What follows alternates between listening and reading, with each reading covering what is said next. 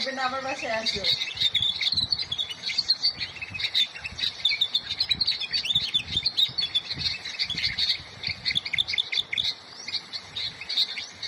আমার ছেলে কি বলে রূপালেপা জানো?